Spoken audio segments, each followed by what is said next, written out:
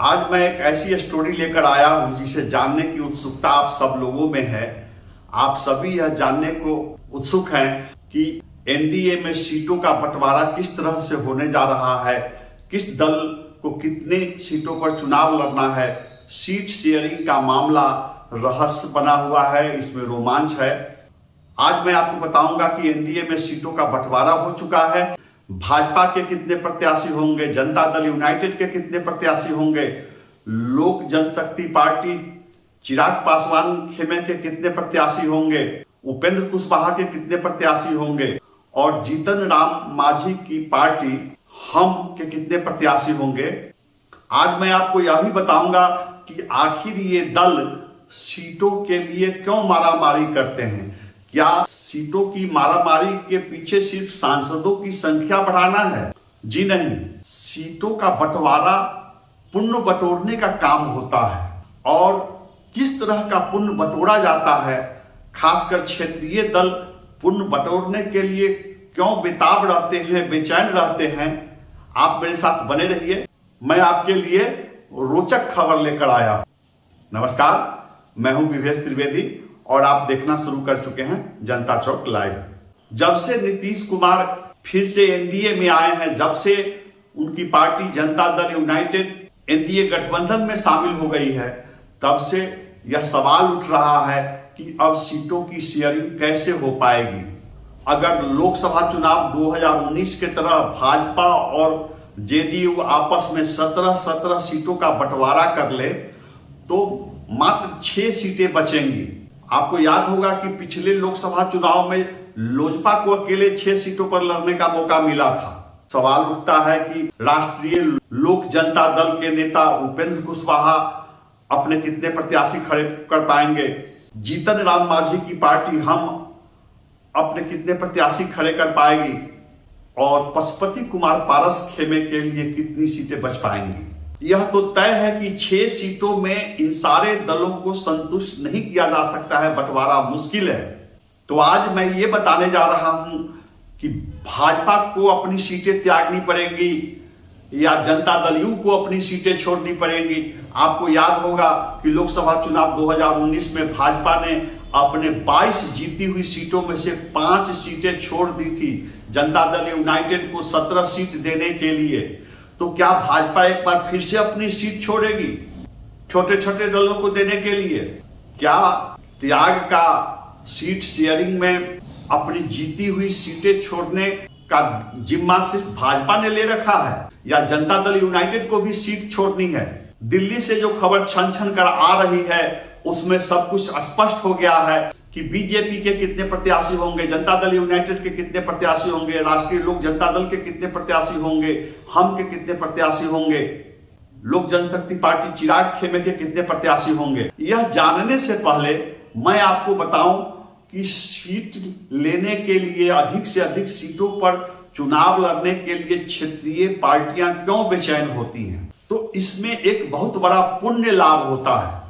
ये किस तरह का पुण्य लाभ होता है, इसको आप गौर से सुनिए। छोटे छोटे दल जब 2-4 सीट लेते हैं सीट शेयरिंग में, एक सीट पर उस पार्टी के सुप्रीमो, उस पार्टी के नेता खुद लड़ते हैं और दूसरी सीट पर उनकी कोशिश होती है कि अपनी ही जाति के एक दूसरे प्रत्याशी को खड़ा करे ताकि जनता के बीच यह कहने का मौका मिले कि हम सिर्फ अपने लिए नहीं लड़ते हैं, हम तो जाति के लिए लड़ते हैं, हम तो जाति की लड़ाई लड़ रहे हैं। तो एक सीट उन्हें अपने लिए चाहिए, एक सीट उनकी जाति के लिए चाहिए और फिर उनको जनता में यह भी दावा करना रहता है कि हम सिर्फ अपनी जाति के लिए सीट नहीं ले रहे हैं, हम सिर्फ अपनी जाति की लड़ाई नहीं लड़ रहे हैं, मेरे एजेंडे में सभी जातियां हैं।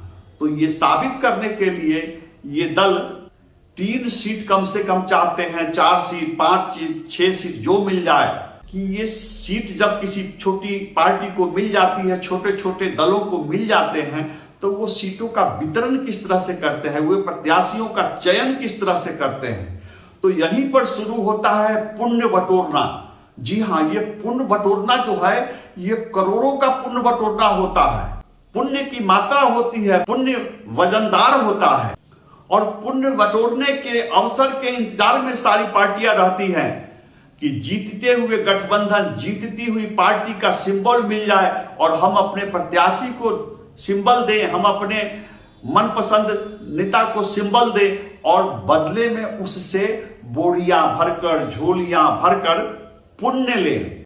और ये सिर्फ लोकसभा चुनाव का मामला नहीं है। आज जो पार्टी लोकसभा चुनाव में एक सीट लेती है तो 2025 के विधानसभा चुनाव में वही पार्टी 6 सीटों पर दावा ठोकेगी। आज एक सीट बांटने वाली पार्टी को, आज एक सीट हासिल करने वाली पार्टी को बिहार विधानसभा चुनाव में 6 सिंबल बांटने का मौका मिलेगा, तो 6 प्रत्याशियों से पुण्य बटोरने का मौका मिलेगा। बिहार की जनता बहुत बेहतर ढंग से जानती है कि ये पार्टियां पुण्य कैसे बटोरती हैं।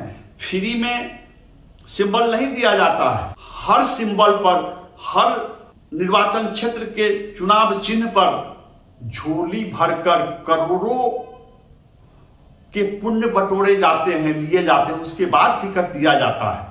आपको याद होगा कि बिहार विधानसभा चुनाव 2020 में विकासशील इंसान पार्टी के अध्यक्ष मुकेश सहनी एनडीए में थे। भाजपा ने अपने हिस्से की 121 सीटों में से 11 सीटों पर विकासशील इंसान पार्टी को चुनाव लड़ने का मौका दिया था।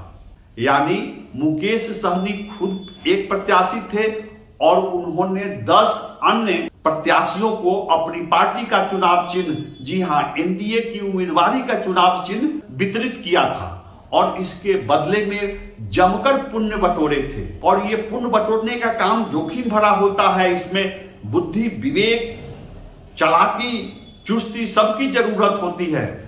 तो कहा जाता है कि मुकेश सहनी ने पुण्य बटोरने में, सिंबल देने के बदले में झोली भर भर कर पुण्य बटोरने में किसकी मदद ली थी? तो एमएलसी दिनेश प्रसाद सिंह की मदद ली गई थी। सिंबल मुकेश सहनी को वितरित करना था, लेकिन किस सीट के लिए कितने पुण्य देने पड़ेंगे, कितने पुण्य बटोरे जाएंगे, यह सब दिनेश प्रसाद सिंह के माध्यम से तय हुआ था। आपको याद होगा साहेबगंज, मुजफ्फरपुर के साहेबगंज विधानसभा क्षेत्र से राजू कुमार सिंह राजू को विकासशील इंसान पार्टी का सिंबल मिला था। कितने पुण्य के बदले में मिला था? यह लेन देन दिनेश प्रसाद सिंह के माध्यम से हुआ था। बोचहा विधानसभा क्षेत्र से मुसाफिर पासवान को सिंबल मिला था। और वीआईपी के टिकट की कीमत कितनी थी? वीआईपी के एक टिकट के लिए झोली में कितने पुण्य की डिमांड की गई थी, मांग किया गया था। ये सब लेन देन दिनेश प्रसाद सिंह के माध्यम से हुआ था। इस तरह मुकेश सहनी को राज्य में 10 सीटों पर पुण्य बटोरने का मौका मिला था।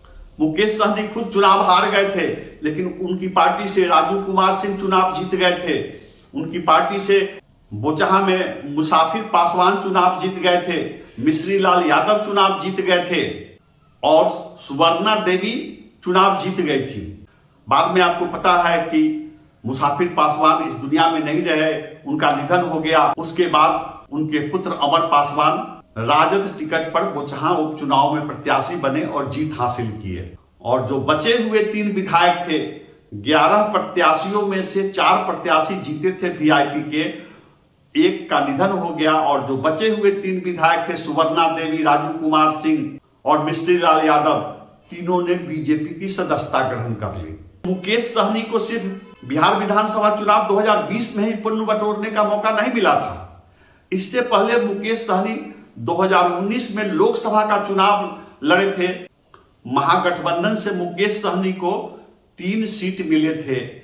खगड़िया से मुकेश सहनी खुद खड़े हुए थे, मुजफ्फरपुर से उनकी पार्टी से राजभूषण चौधरी निषाद खड़ा हुए थे और मधुबनी सीट पर उनकी पार्टी से बद्री पूर्वे प्रत्याशी बने थे। उनके तीनों प्रत्याशियों की हार हो गई थी। लेकिन कहा जाता है कि अपने अलावा जो 2 अन्य सिंबल थे, मधुबनी और मुजफ्फरपुर के सिंबल, इस सिंबल के बदले में इन्होंने साधन संपन्न प्रत्याशियों से झोली भर भर कर पुण्य बटोरे। तो सभी पार्टियों को, जैसे बसपा है उत्तर प्रदेश में, मायावती चुनाव चिन्ह देने के बदले प्रत्याशियों से जमकर पुण्य बटोरती रही हैं, तो पुण्य बटोरने का काम बिहार में भी होते रहा है। तो अभी जो पार्टी 1-2 सिंबल नहीं ले पाएगी, लोकसभा चुनाव में 1-2 प्रत्याशी नहीं उतार पाएगी, उसे बिहार विधानसभा चुनाव में 10-12 प्रत्याशियों को उतारने का और झोली भरकर नहीं कहिए, बोरा भरकर पुण्य बटोरने का मौका नहीं मिलेगा। इसलिए अभी सबकी दावेदारी है, सांसद की संख्या बढ़ जाए तो बहुत अच्छा, लेकिन इसके साथ साथ 2025 में बिहार विधानसभा चुनाव है, उस समय जब सिंबल मिलेंगे पर्याप्त संख्या में, तो अभी दावेदारी ये पार्टियां छोड़ने को तैयार नहीं है। बिहार में दल बदलने के लिए मशहूर उपेंद्र कुशवाहा भी सीट शेयरिंग में हिस्सेदारी लेने में सफल होते रहे हैं। आपको याद होगा 2014 के लोकसभा चुनाव में उपेंद्र कुशवाहा एनडीए गठबंधन में थे। वे खुद काराकाट से प्रत्याशी बने थे। उनकी पार्टी के राम कुमार शर्मा सीतामढ़ी से प्रत्याशी थे और अरुण कुमार जहानाबाद से प्रत्याशी थे। इन तीनों की जीत हुई थी। उपेंद्र कुशवाहा केंद्र सरकार में मानव संसाधन विकास राज्य मंत्री बनाए गए थे, लेकिन उनकी नजर बिहार की कुर्सी पर थी। वो उनकी महत्वाकांक्षा बिहार में मुख्यमंत्री बनने की है। उनकी महत्वाकांक्षा बिहार में नीतीश कुमार का उत्तराधिकारी बनने की रही है। तो आगे चलकर उन्होंने एनडीए गठबंधन से खुद को अलग कर लिया। लोकसभा चुनाव 2019 में उपेंद्र कुशवाहा महागठबंधन में चले गए। महागठबंधन की सीट शेयरिंग में उपेंद्र कुशवाहा की पार्टी राष्ट्रीय लोक समता पार्टी को 5 सीट मिले थे। काराकाट से उपेंद्र कुशवाहा खुद प्रत्याशी थे। उजियारपुर से उपेंद्र कुशवाहा खुद प्रत्याशी थे। जमुई से भूदेव चौधरी रालोसपा के प्रत्याशी थे। चंपारण में आकाश कुमार सिंह रालोसपा के प्रत्याशी थे।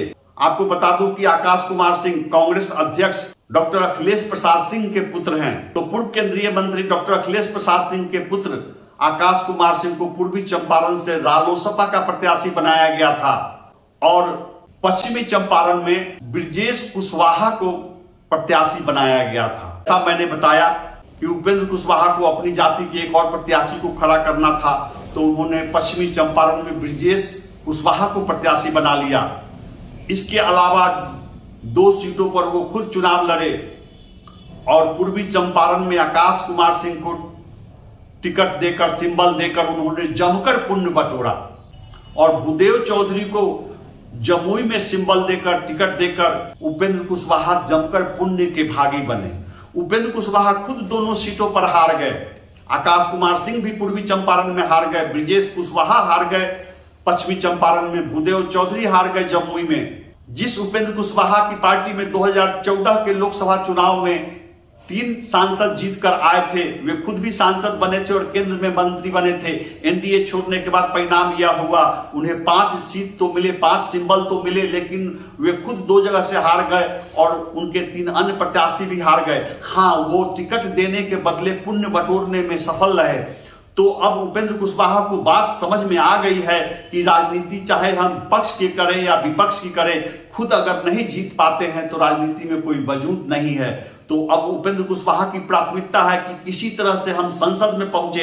एक बार फिर से उपेंद्र कुशवाहा एनडीए के दरवाजे पर हैं और वो पहले की तरह 3-4 सीटों पर दावा कर रहे हैं। तो आप मेरे साथ बने रहिए, मैं बताऊंगा क्या उपेंद्र कुशवाहा को फिर से 3-4 निर्वाचन क्षेत्रों से सिंबल मिलने जा रहा है एनडीए का, या उनको कुछ त्याग करना पड़ेगा, उनको कुछ सीट छोड़नी पड़ेगी, मैं बताऊंगा आपको। जब नीतीश कुमार के एनडीए में शामिल होने की बात चल रही थी, जब चर्चा हो रही थी कि अब नीतीश कुमार कभी भी महागठबंधन छोड़कर, इंडिया गठबंधन छोड़कर एनडीए में शामिल होंगे, तब यह कयास लगाया जा रहा था कि उपेंद्र कुशवाहा नीतीश कुमार से नाराज चलते हैं, वे फिर महागठबंधन की ओर, इंडिया गठबंधन की ओर लौट सकते हैं। लेकिन उपेंद्र कुशवाहा बार बार पहली गलती, पुरानी गलती को नहीं दोहरा सकते हैं।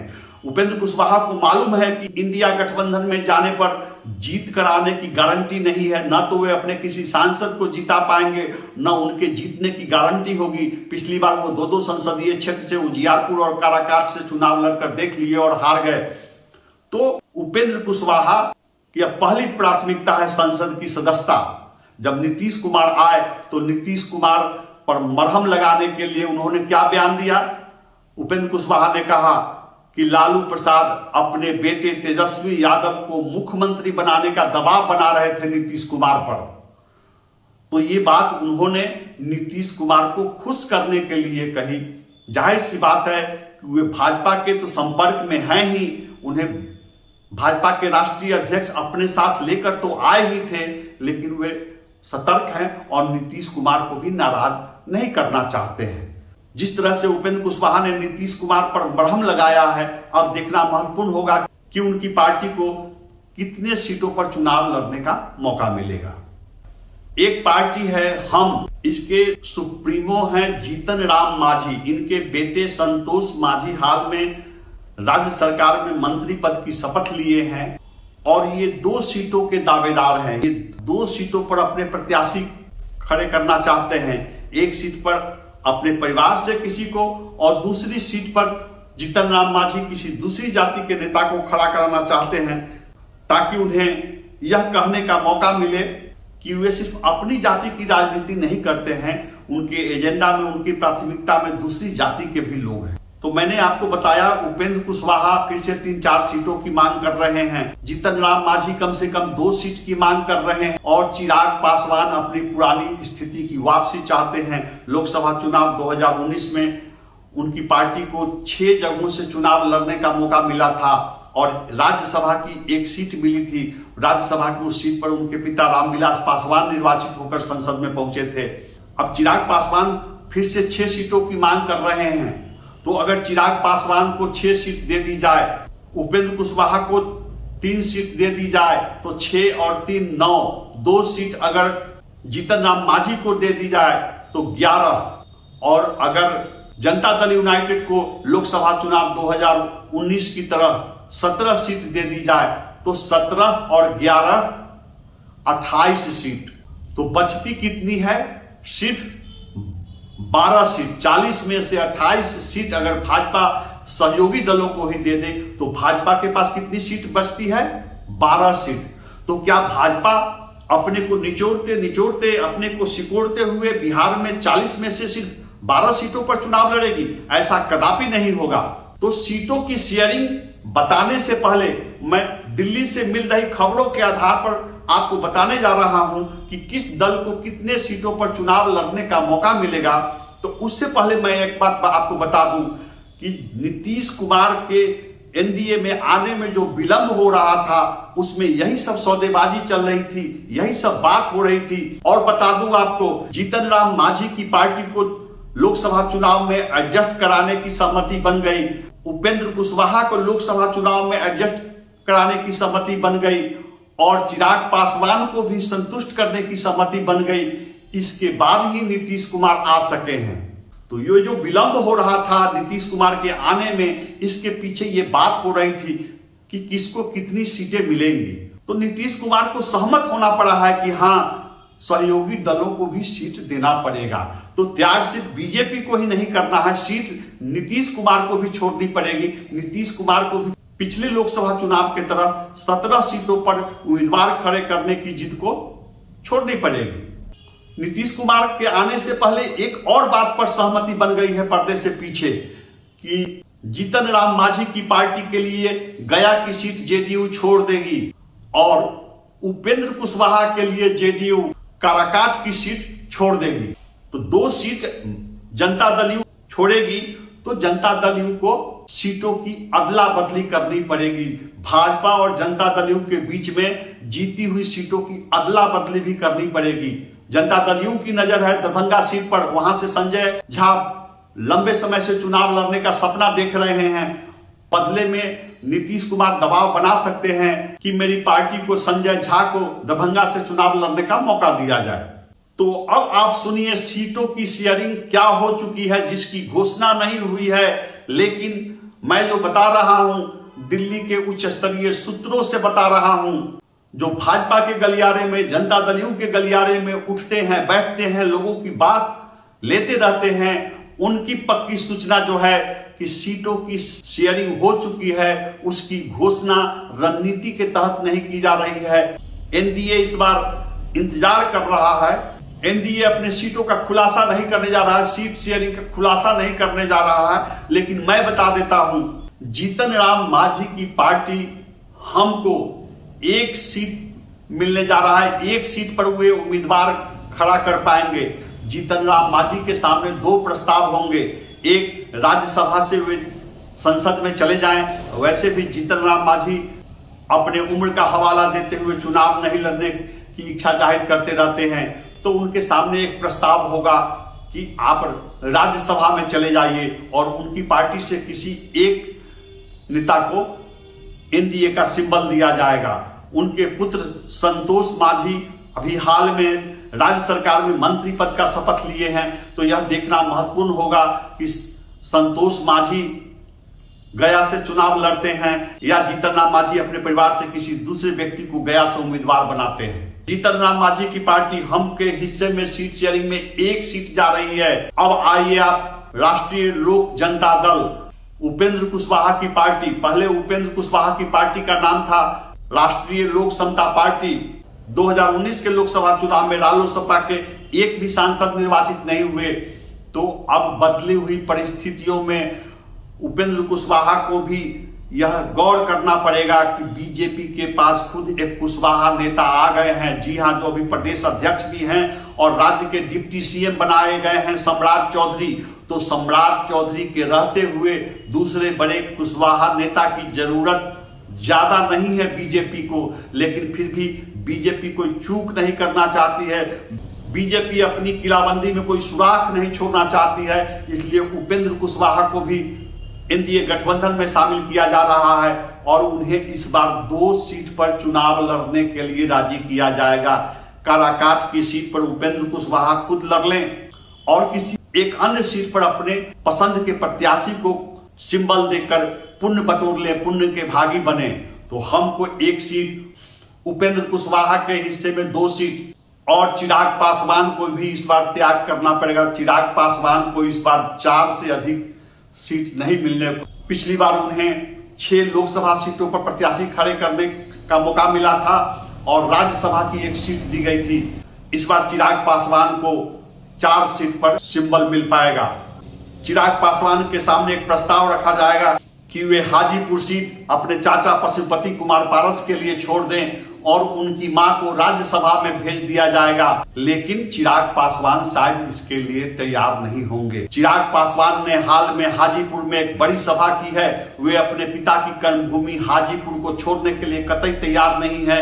जमुई से अभी वे खुद सांसद हैं और कहा जाता है हाजीपुर सीट पर वो अपनी मां को प्रत्याशी बनाना चाहते हैं। तो यह चिराग पासवान पर निर्भर करता है कि वे लोकसभा के लिए 4 सीट लेकर और हाजीपुर के बदले राज्यसभा की 1 सीट लेकर वे संतुष्ट हो जाएं। लेकिन अब तक की जो परिस्थिति है उसमें चिराग पासवान हाजीपुर सीट छोड़ने नहीं जा रहे हैं। तो एक बार फिर से जोड़ लीजिए, 1 सीट जीतन राम मांझी की पार्टी, 2 सीट उपेंद्र कुशवाहा की पार्टी और 4 सीट चिराग पासवान की पार्टी। कुल मिलाकर 7 सीट हुए। 40 में से 7 सीट इन सहयोगी दलों को देने के बाद 33 सीट बच जाती है। इन 33 सीटों में भाजपा और जनता दल यूनाइटेड के बीच भी सीटों का बंटवारा हो गया है। आप सोच रहे होंगे कि दोनों पार्टी 17-17 सीटों पर चुनाव नहीं लड़ पाएगी। 17-17 सीट पर लड़े तो 34 सीट चाहिए और सीट बच रही है 33। क्या भाजपा खुद 16 सीट पर लड़के जनता दल यूनाइटेड को 17 सीटों पर प्रत्याशी उतारने का मौका देगी? कदापि नहीं देगी। नीतीश कुमार को भी इस बार त्याग करना पड़ेगा और भाजपा इस बार अपनी सीटों की संख्या बढ़ाने के लिए संकल्पित है। आप कागज पर नोट कर लीजिए, भाजपा इस बार बिहार में 18 से कम सीटों पर नहीं लड़ने जा रही है। जी हां, भाजपा राज्य की 18 सीटों पर अपने प्रत्याशी खड़े करेगी और बची हुई 15 सीटों पर ही जनता दल के प्रत्याशी होंगे। तो 18 और 15 33 सीट और 7 सीट लोजपा, हम और उपेंद्र कुशवाहा की पार्टी, कुल मिलाकर 40 सीट होते हैं। आप सवाल कर सकते हैं कि भाजपा 18 सीट पर लड़ेगी, नीतीश कुमार जनता दल यूनाइटेड के लिए मात्र 15 सीटों पर तैयार कैसे हो गए? तो मैं आपको बताऊं कि नीतीश कुमार की नजर इस बार बिहार से बाहर भी अरुणाचल प्रदेश पर है और कुछ राज्यों में है। वे बिहार से बाहर भी अपने प्रत्याशी खड़े करना चाहते हैं। तो बिहार की 15 सीटों के अलावा नीतीश कुमार अगर चाहें तो अलग अलग राज्यों में उनको 5 सीटों पर उनकी पार्टी को चुनाव लड़ने का मौका दिया जा सकता है। भाजपा की कोशिश है कि बिहार से बाहर नीतीश कुमार को 3 सीट दी जाए और जनता दल का दबाव है कि उन्हें 5 सीट दिया जाए। तो भाजपा बिहार में 18 सीटों पर, जनता दल यूनाइटेड 15 सीटों पर, चिराग पासवान की पार्टी 4 सीटों पर, उपेंद्र कुशवाहा की पार्टी 2 सीटों पर और जीतन राम मांझी की पार्टी 1 सीट पर चुनाव लड़ने जा रही है। घोषणा होने में थोड़ा वक्त लगेगा। अब ये देखने वाली बात है कि जहानाबाद की सीट छोड़ने पर, काराकाट की सीट छोड़ने पर जनता दल यूनाइटेड को बदले में दरभंगा सीट संजय झा के लिए मिल पाती है या नहीं। एक और महत्वपूर्ण बात है, आरसीपी सिंह पूर्व केंद्रीय मंत्री, राज्यसभा के सदस्य होते थे, जनता दल से वे बीजेपी में आए, लेकिन उनके लिए कहीं से कोई सीट नहीं बच रही है। वे नालंदा सीट से चुनाव लड़ना चाहते थे। नालंदा में कौशलेंद्र कुमार लगातार 3 चुनाव जीत चुके हैं, तो नालंदा सीट नीतीश कुमार के गृह जिले की सीट है और वहां नीतीश कुमार के इच्छा से ही प्रत्याशी का चयन होगा।